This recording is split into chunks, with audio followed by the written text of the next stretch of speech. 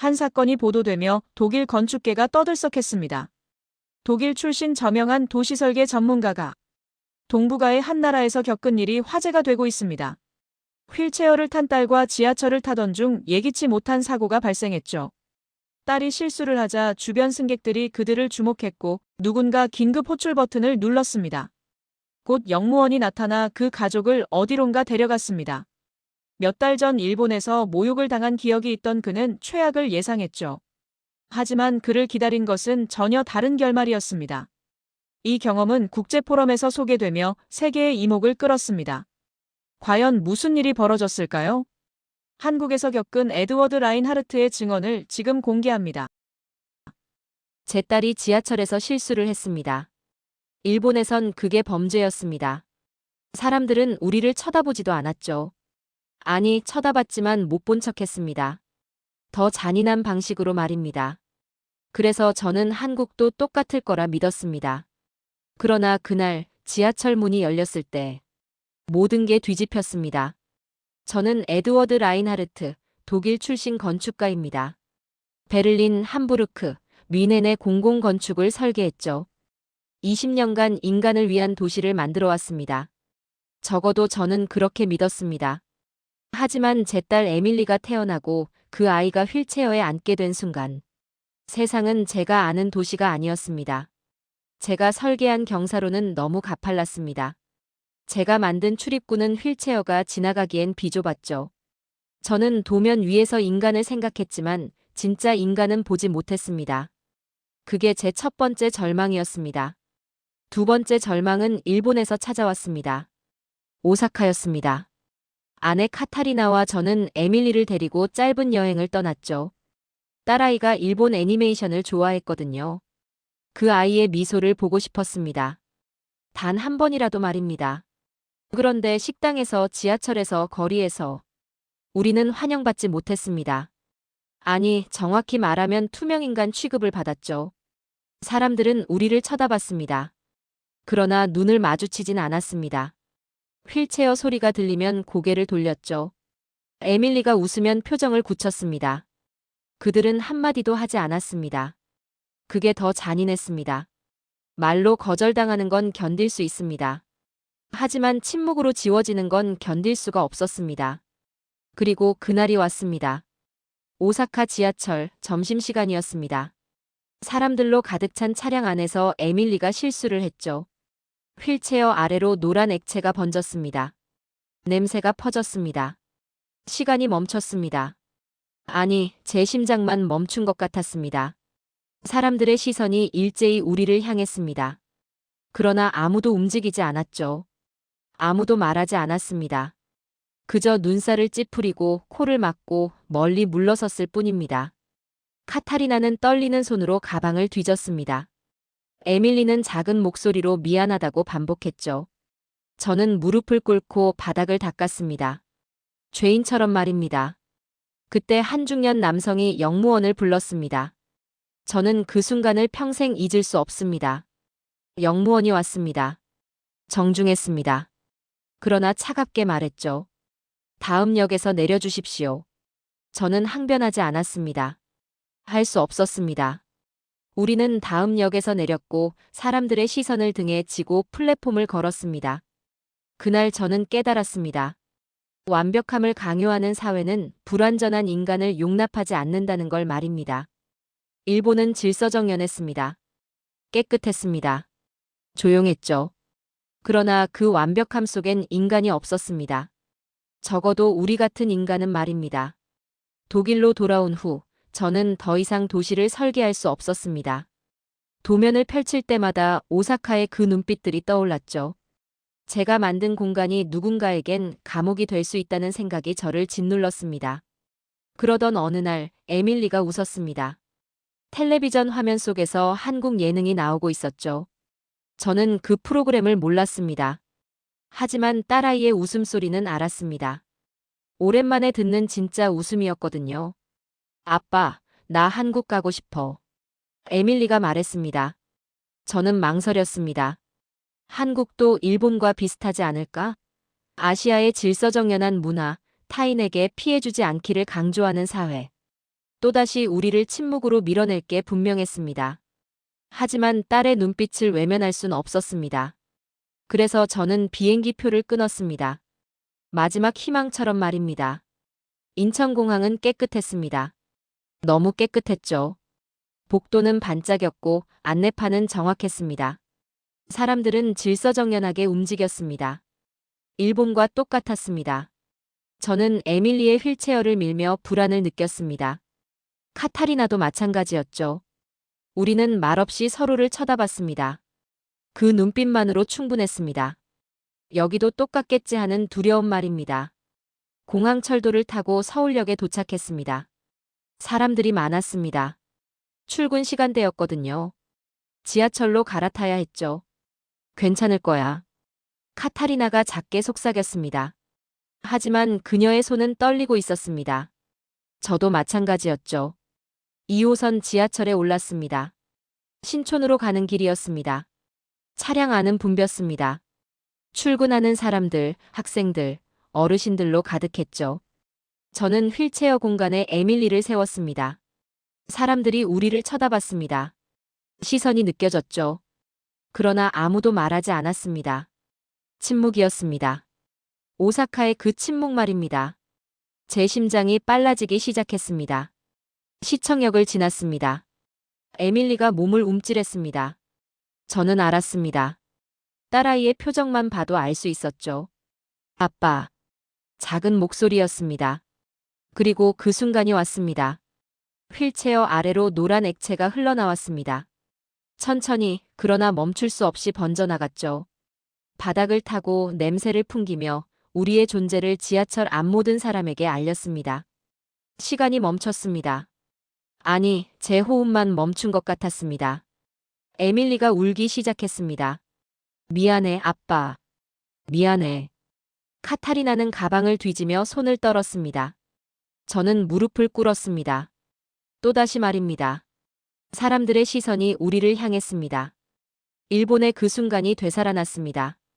차가운 눈빛, 찌푸린 표정, 코를 막는 손길. 모든 게 똑같을 거라고 생각했습니다. 저는 고개를 숙였습니다. 용서를 빌 준비를 했죠. 그런데 이상했습니다. 아무도 움직이지 않았습니다. 소리도 들리지 않았죠. 그저 정적만이 차량 안을 가득 채웠습니다. 이게 뭡니까? 동정입니까? 아니면 경멸입니까? 저는 알 수 없었습니다. 침묵은 때로 가장 잔인한 언어니까요. 그때 누군가 다가왔습니다.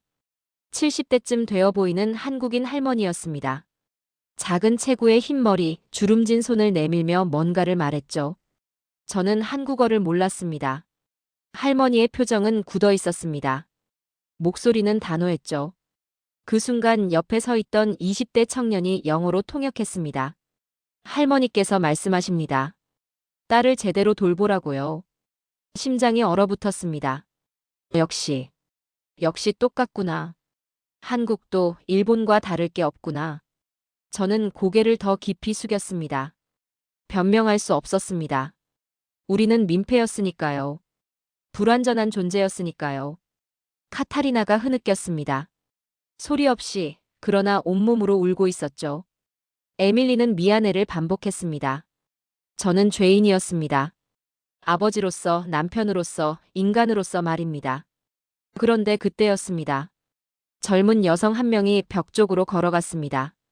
그리고 붉은 버튼을 눌렀죠. 역무원 호출 버튼이었습니다. 제 세상이 무너졌습니다. 끝났다. 이제 우리는 쫓겨난다. 일본처럼, 아니 그보다 더 치욕스럽게. 버튼의 붉은 빛이 깜빡였습니다. 사이렌 소리는 들리지 않았지만 제 귓속에선 경보음이 울렸죠. 모든 시선이 우리에게 쏟아졌습니다. 냄새는 여전히 퍼지고 있었습니다. 저는 숨을 참았습니다. 카타리나는 에밀리를 껴안았습니다. 그리고 저는 기다렸습니다. 비난을, 추방을, 모욕을 말입니다. 지하철은 달리고 있었습니다. 그러나 시간은 멈춰 있었죠. 침묵 속에서 저는 절망했습니다. 인간은 어디에서나 똑같구나. 완벽하지 않으면 환영받지 못하는구나. 우리 같은 존재는 어디에도 속할 수 없구나. 그때였습니다. 누군가 움직이기 시작했습니다. 50대쯤 되어 보이는 한국 남성이었습니다. 회색 정장을 입고 있었죠. 출근하는 직장인 같았습니다. 그가 사람들 사이를 조용히 헤치고 다가왔습니다. 저는 그를 쳐다봤습니다. 무슨 말을 들을지 알고 있었죠. 비켜달라는 말, 냄새가 난다는 말, 민폐라는 말. 그런데 그는 말하지 않았습니다. 그저 무릎을 꿇었습니다. 그리고 에밀리를 조용히 들어올렸죠. 휠체어에서 그의 팔로 말입니다. 딸아이의 옷에는 오물이 묻어 있었습니다. 냄새도 났죠. 그러나 그 남성은 개의치 않았습니다. 표정 하나 변하지 않았습니다. 그는 에밀리를 안고 한쪽으로 비켜섰습니다. 그리고 저를 쳐다봤죠. 아무 말도 하지 않았습니다. 그러나 그의 눈빛이 말했습니다. 괜찮습니다. 저는 얼어붙었습니다. 이게 뭡니까? 이게 대체 무슨 상황입니까? 그런데 더 놀라운 일이 벌어졌습니다. 20대 여대생이 가방에서 물티슈를 꺼냈습니다. 그리고 바닥을 닦기 시작했죠. 말없이 자연스럽게 말입니다. 아까 그 할머니가 목에 두르고 있던 스카프를 풀었습니다. 그리고 에밀리의 다리에 덮어줬죠. 따뜻하게 조심스럽게 말입니다. 30대 직장인이 편의점 봉지를 건넸습니다. 여기에 버리세요. 그가 영어로 말했습니다. 40대 여성이 향수를 꺼냈습니다. 공기 중에 뿌렸죠. 냄새를 없애려는 듯 했습니다. 아무도 지시하지 않았습니다. 아무도 시킨 사람이 없었습니다. 그러나 모두가 움직였습니다. 완벽한 하모니였습니다. 오케스트라처럼 누군가 지휘하지 않아도 모두가 자기 역할을 알고 있는 것처럼 말입니다. 저는 숨을 쉴 수가 없었습니다. 이게 현실입니까? 카타리나가 저를 쳐다봤습니다. 눈물이 그녀의 뺨을 타고 흘렀죠. 그러나 그 눈물은 슬픔이 아니었습니다. 감격이었습니다. 아까 통역해줬던 청년이 다가왔습니다. 그리고 조용히 말했죠. 한국에선 이런 일이 흔합니다. 네. 저는 되물었습니다. 다들 그렇게 배워왔어요. 어려운 사람을 돕는 게 당연하다고요. 흔하다고? 이 기적 같은 순간이 저는 믿을 수 없었습니다. 일본에선 우리는 투명인간이었습니다. 독일에선 동정의 대상이었죠. 사람들은 도와줬지만 그 시선 속엔 늘 불편함이 있었습니다. 안 됐다는 표정, 힘들겠다는 눈빛, 다행히 나는 아니야라는 안도감. 그러나 여기선 달랐습니다. 사람들의 얼굴엔 동정이 없었습니다. 불편함도 없었죠. 그저 자연스러웠습니다. 마치 당연한 일을 하는 것처럼 말입니다. 할머니가 에밀리의 머리를 쓰다듬었습니다. 그리고 한국어로 뭔가를 말했죠. 청년이 통역했습니다. 예쁘다고 하십니다. 걱정하지 말라고요. 저는 무너졌습니다. 20년간 쌓아온 건축가로서의 자존심, 아버지로서의 책임감, 독일인으로서의 이성. 모든 게 무너졌습니다. 눈물이 흘렀습니다. 저는 울었습니다. 40년을 살며 남 앞에서 운 적이 없었습니다. 그러나 그날 저는 울었죠. 인간이 이토록 아름다울 수 있다는 사실의 말입니다. 완벽하지 않아도 환영받을 수 있다는 진실의 말입니다. 지하철은 계속 달렸습니다. 사람들은 제자리로 돌아갔죠. 그러나 그들의 따뜻함은 여전히 우리를 감싸고 있었습니다. 에밀리를 안고 있던 남성이 조심스럽게 딸아이를 휠체어에 다시 앉혔습니다. 그리고 저를 향해 고개를 끄덕였죠. 감사하다는 말을 하려 했습니다. 그러나 목이 메었습니다. 남성은 미소 지었습니다. 그리고 다시 제자리로 돌아갔습니다. 마치 아무 일도 없었던 것처럼 말입니다. 다음은 신촌역입니다. 안내방송이 흘러나왔습니다. 지하철이 속도를 줄였습니다. 그때 문이 열렸습니다. 그리고 영무원이 들어왔습니다. 아까 호출 버튼을 누른 그 결과였죠. 저는 또다시 긴장했습니다. 이제 끝이다. 결국 우리는 쫓겨나는구나. 영무원이 우리에게 다가왔습니다. 그러나 그의 표정은 차갑지 않았습니다. 그는 말했습니다. 따라오시겠습니까? 저는 영무원을 따라갔습니다. 선택의 여지가 없었죠. 에밀리를 안은 채 휠체어를 접고 카타리나의 손을 잡고 걸었습니다. 사람들이 우리를 쳐다봤습니다. 동정 어린 시선이었죠. 저는 고개를 숙였습니다. 결국 이렇게 끝나는구나. 친절한 얼굴 뒤에 냉정함. 일본처럼. 영무원은 우리를 지하철 내부 복도로 안내했습니다. 어디로 가는지 몰랐습니다. 그저 따라갈 뿐이었죠. 그런데 이상했습니다. 아까 그 남성도 따라오고 있었습니다. 할머니도 여대생도 청년도 함께였죠. 왜입니까? 우리를 감시하려는 겁니까? 증인이 필요한 겁니까? 저는 알 수 없었습니다. 복도 끝에 작은 문이 있었습니다. 표지판이 붙어 있었죠. 한글로 쓰여 있어서 읽을 수 없었습니다. 영무원이 문을 열었습니다. 안에는 작은 방이 있었습니다. 교환대가 있었습니다. 세면대, 휴지, 물티슈, 그리고 성인용 기저귀까지 비치되어 있었죠. 저는 얼어붙었습니다. 이게 뭡니까? 청년이 통역했습니다.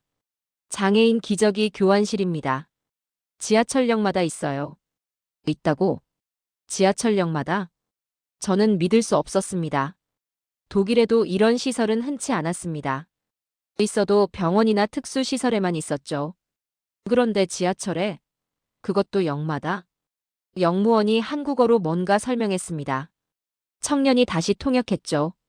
여기서 아이를 씻기고 옷을 갈아입히실 수 있습니다. 필요한 게 있으면 말씀하시라고 하네요. 카타리나가 저를 쳐다봤습니다. 믿을 수 없다는 표정이었죠. 저도 마찬가지였습니다. 이건 시설이 아니었습니다. 배려였습니다. 도시가 인간을 품는 방식이었죠. 그런데 저는 여전히 의심했습니다. 혹시 카메라 때문일까? 보여주기 위한 친절 아닐까? 우리가 외국인이라서 특별 대우하는 건 아닐까? 이성이 감정을 밀어냈습니다. 일본에서의 트라우마가 저를 의심하게 만들었죠. 할머니가 안으로 들어왔습니다. 그리고 에밀리에게 다가갔죠. 저는 본능적으로 딸아이를 감쌌습니다. 괜찮습니다. 청년이 말했습니다. 할머니께서 도와주신대요. 아니, 저희가. 괜찮습니다. 할머니는 이미 에밀리의 옷을 벗기기 시작했습니다. 주름진 손이었지만 움직임은 능숙했죠. 더러운 옷을 벗기고 따뜻한 물수건으로 닦아주고 새 옷을 입혔습니다. 그 손길은 할머니의 손길이었습니다.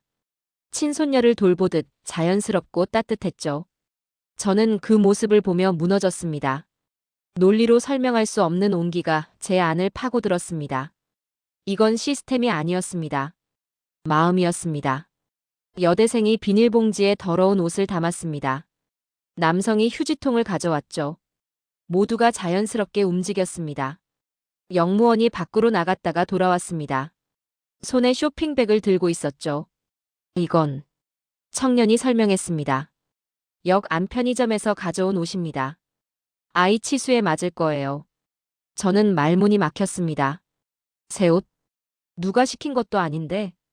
영무원이 미소 지었습니다. 그리고 한국어로 뭔가 말했죠. 걱정 마세요라고 합니다.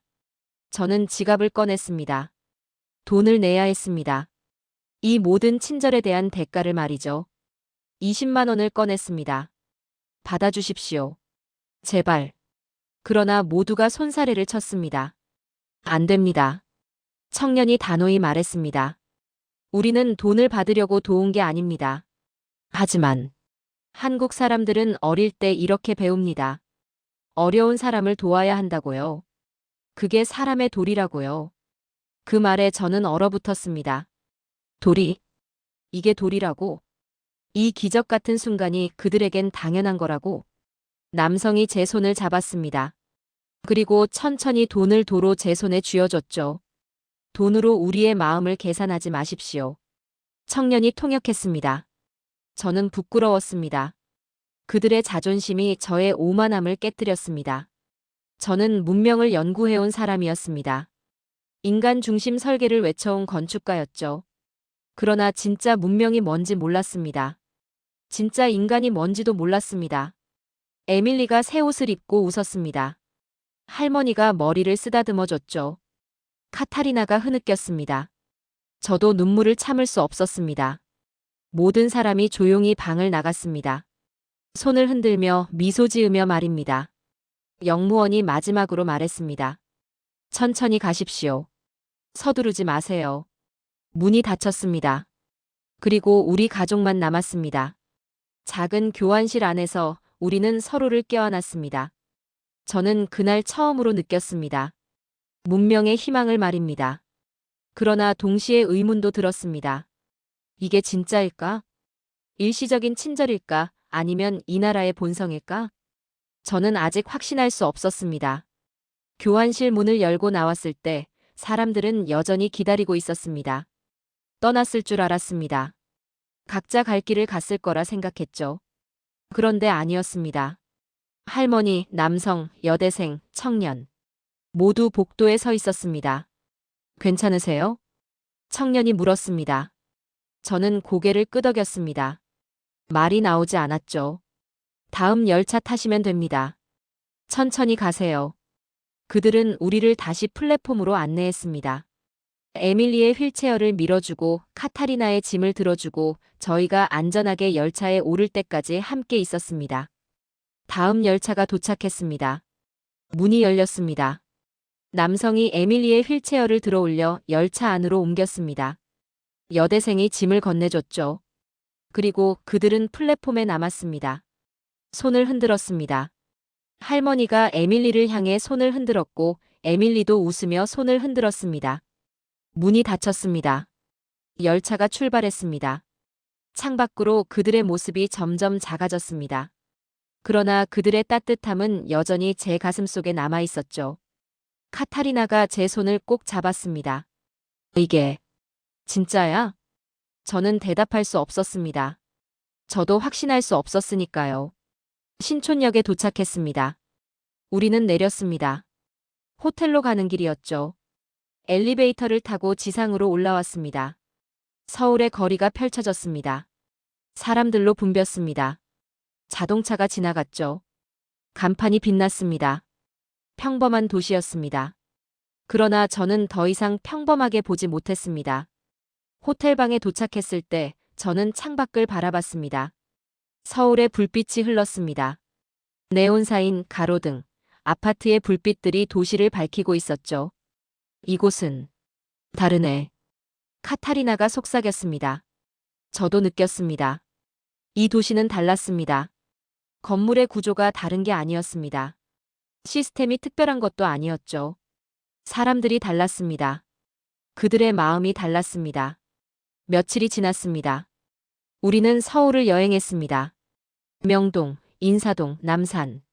에밀리가 가고 싶어 하는 곳들을 다녔죠. 그리고 또다시 시험의 순간이 찾아왔습니다. 한 식당에서였습니다. 에밀리가 또 실수를 했습니다. 음식을 흘렸죠. 테이블에, 바닥에 말입니다. 저는 긴장했습니다. 카타리나도 마찬가지였죠. 이번엔 어떨까?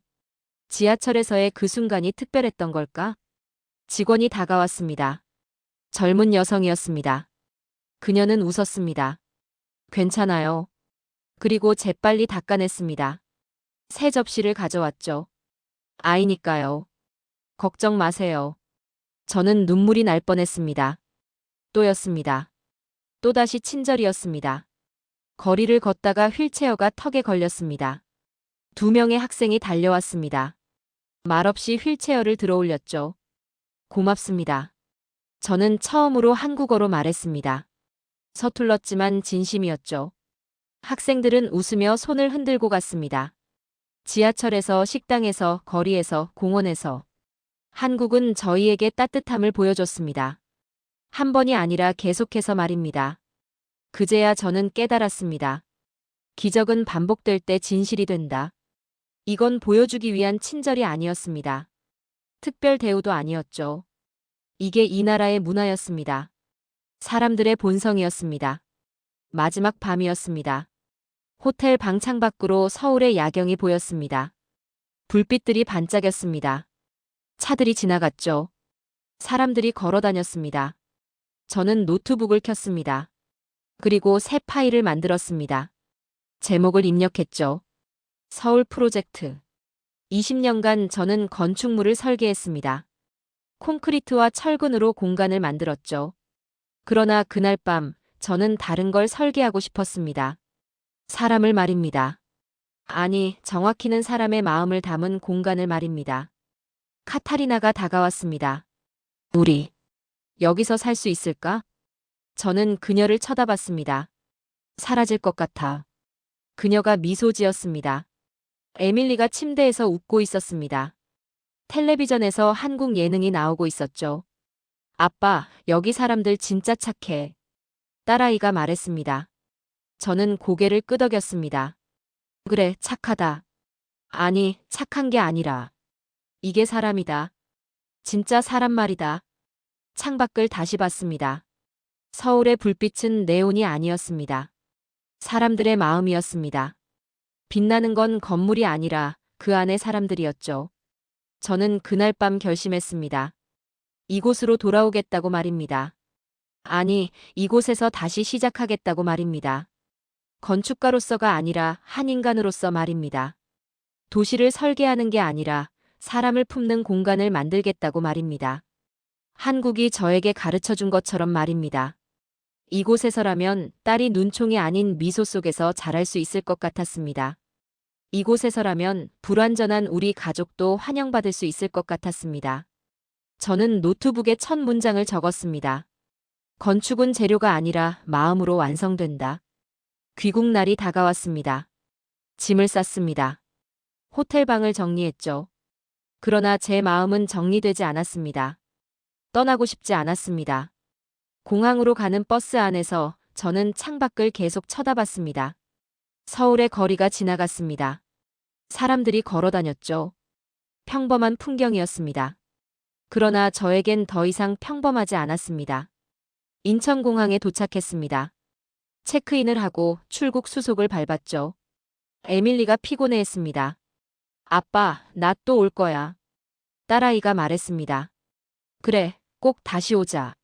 저는 약속했습니다. 거짓말이 아니었죠. 탑승 게이트로 가는 길이었습니다. 에밀리의 휠체어 바퀴가 걸렸습니다.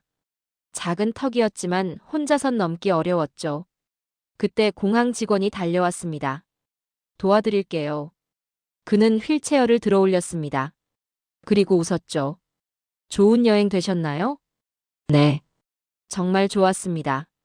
저는 대답했습니다. 목이 메었습니다. 다시 오세요. 한국은 언제나 환영합니다. 그의 말에 저는 고개를 끄덕였습니다. 비행기에 올랐습니다. 자리에 앉았습니다. 창밖으로 인천공항의 불빛이 보였죠. 이륙 준비가 시작됐습니다. 비행기가 움직이기 시작했습니다. 활주로를 달렸죠. 그리고 떠올랐습니다. 서울의 불빛이 점점 작아졌습니다. 도시가 점이 되어 사라졌죠. 저는 창밖을 보며 생각했습니다. 이곳은 나를 바꿔놓았다. 아니, 나를 되돌려 놓았다. 일본은 저에게 절망을 가르쳤습니다.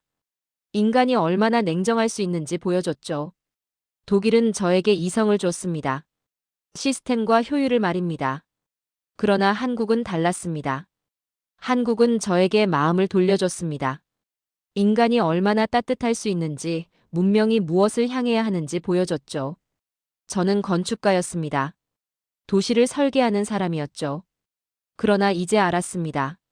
진짜 설계해야 할 건 건물이 아니라 마음의 구조라는 걸 말입니다. 카타리나가 잠들어 있었습니다. 에밀리도 눈을 감았죠. 저는 노트북을 꺼냈습니다. 서울 프로젝트 파일을 열었습니다. 그리고 적기 시작했습니다. 문명은 기술로 측정되지 않는다. 약자를 대하는 태도로 측정된다. 한국은 그 기준을 통과했다. 이제 나의 차례다. 저는 독일로 돌아가지만 제 마음은 이미 한국에 남아 있었습니다. 몇 달 후 저는 다시 이곳으로 올 것입니다. 이번엔 여행객이 아니라 이주자로 말입니다. 이곳에서 새로운 설계를 시작할 것입니다.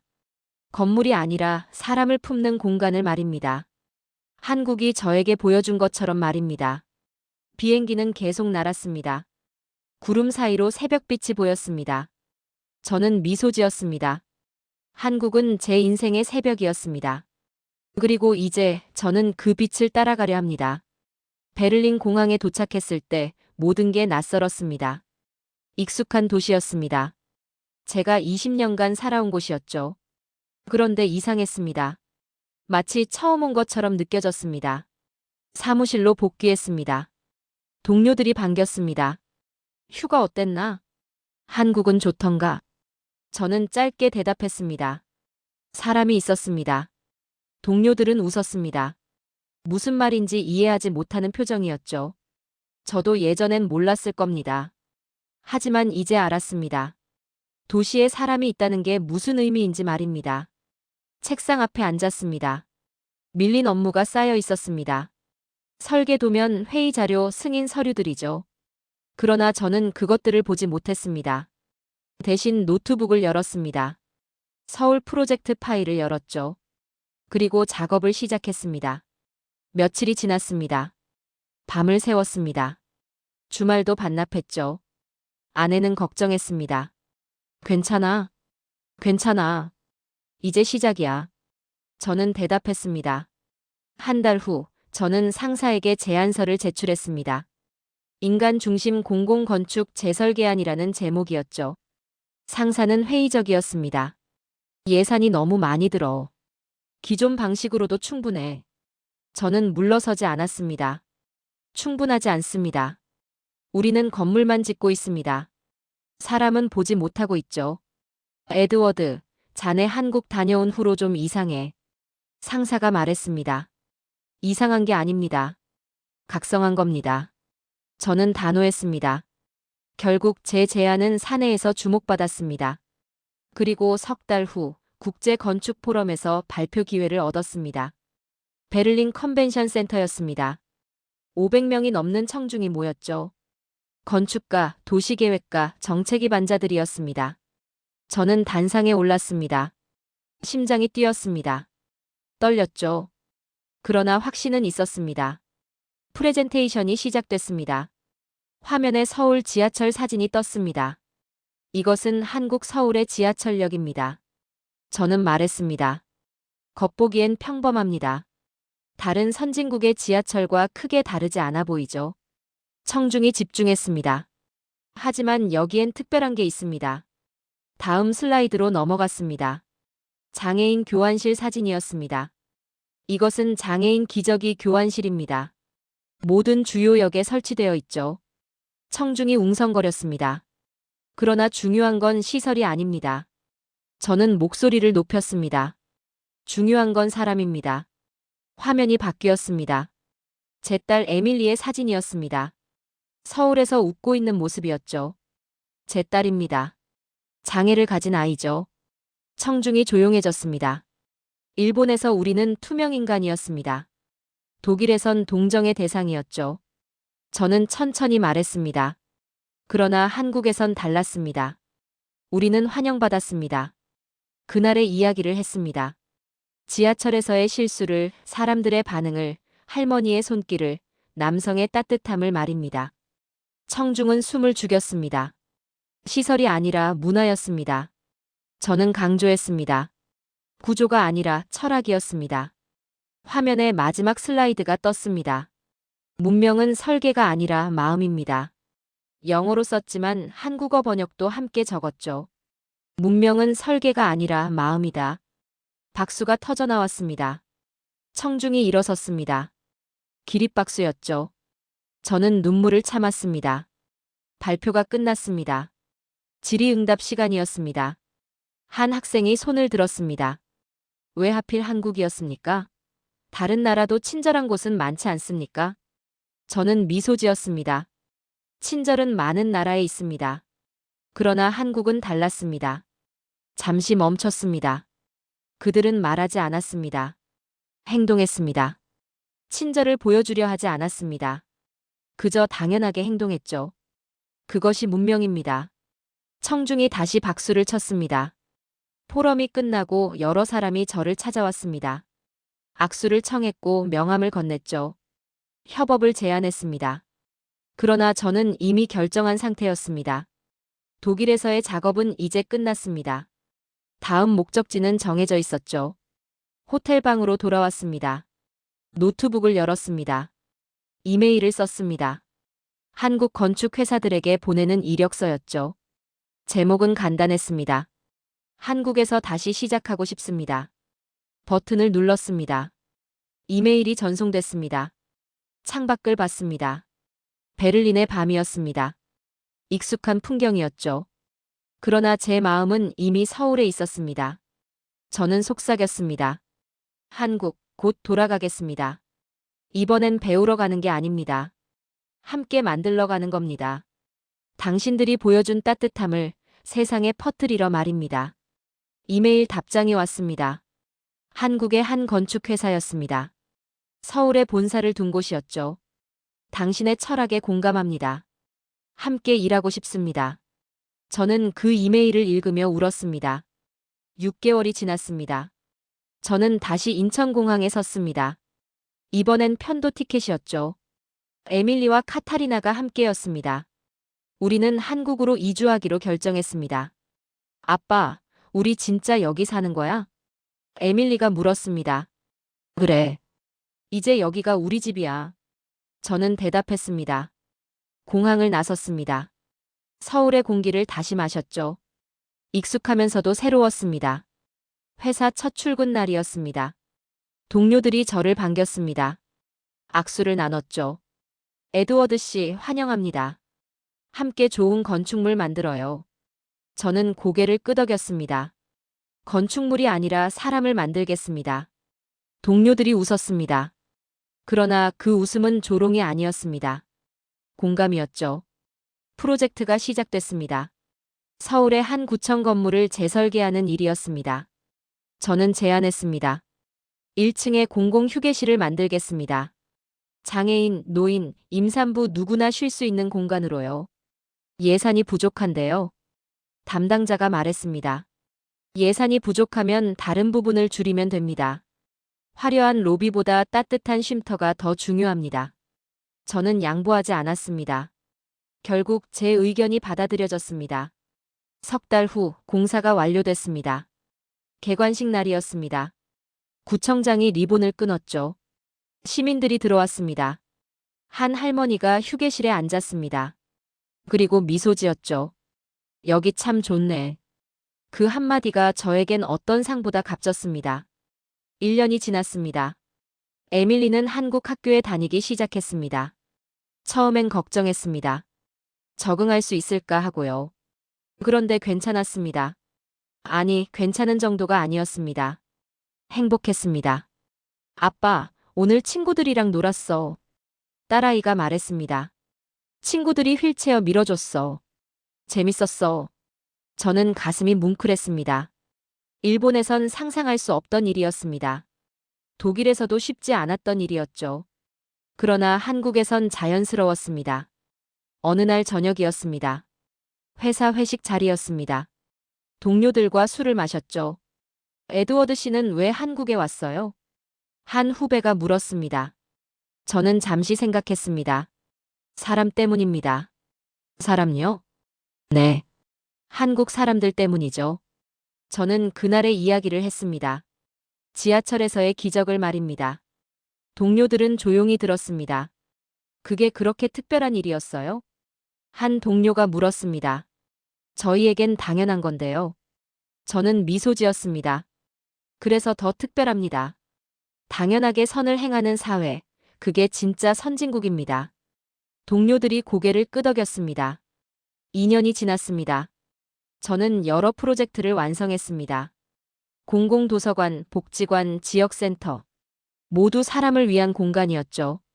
그리고 어느 날 초청장을 받았습니다. UN 헤비타트 회의였습니다. 인간 거주에 관한 국제 포럼이었죠. 저는 한국의 사례를 발표하기로 했습니다. 제네바 컨벤션 센터였습니다. 세계 각국의 전문가들이 모였습니다. 1000명이 넘는 청중이었죠. 저는 단상에 섰습니다. 화면에 사진 한 장이 떴습니다. 서울 지하철에서 에밀리를 안고 있는 그 남성의 뒷모습이었습니다. 이 사람을 아십니까? 저는 물었습니다. 저도 모릅니다.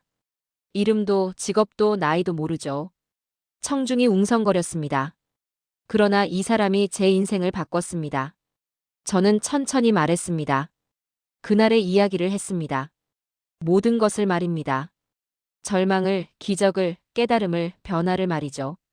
저는 20년간 건축가였습니다. 저는 목소리를 높였습니다. 도시를 설계했습니다. 효율을 계산했죠. 비용을 따졌습니다. 그러나 한국에서 배웠습니다. 화면이 바뀌었습니다. 서울의 야경이 떴죠. 진짜 설계해야 할 건 건물이 아니라 마음의 구조라는 걸 말입니다. 박수가 터졌습니다. 문명은 기술로 측정되지 않습니다. 저는 단호히 말했습니다. 약자를 대하는 태도로 측정됩니다. 한국은 그 기준을 통과했습니다. 화면의 마지막 문장이 떴습니다. Civilization is not about design, it's about heart. 문명은 설계가 아니라 마음이다. 청중이 일어섰습니다. 기립박수가 이어졌죠. 저는 눈물을 닦았습니다. 발표가 끝났습니다. 여러 나라 대표들이 저를 찾아왔습니다. 협업을 제안했죠. 자국에도 이런 철학을 도입하고 싶다고 했습니다. 저는 약속했습니다. 함께 만들어 갑시다. 한국이 보여준 길을 따라서요. 호텔방으로 돌아왔습니다. 창밖으로 제네바의 밤이 보였습니다. 그러나 제 마음은 서울에 있었습니다. 노트북을 열었습니다. 에밀리에게 영상통화를 걸었죠. 아빠. 딸아이가 웃었습니다. 언제 와? 곧 갈게. 우리 집으로. 저는 대답했습니다. 우리 집이라는 말이 자연스러웠습니다. 서울이 제 집이었습니다. 한국이 제 나라였죠. 아니, 정확히는 한국이 제게 인간으로 돌아오는 길을 보여줬습니다. 저는 더 이상 건축가가 아니었습니다. 인간학자였습니다. 사람의 마음을 읽고 사람을 위한 공간을 만드는 사람이었죠. 한국이 저를 가르쳤습니다. 그리고 이제 저는 그 가르침을 세상에 전하고 있었습니다. 창밖을 봤습니다. 별이 빛났습니다. 저는 속삭였습니다. 한국, 당신은 제 인생의 완성 도면이었습니다. 그리고 이제 저는 그 도면을 세상에 펼치겠습니다. 당신이 보여준 따뜻함을, 당신이 증명한 문명을. 지금까지 긴 영상 시청해주셔서 감사합니다. 내일 더 멋진 이야기로 찾아뵙겠습니다. 감사합니다.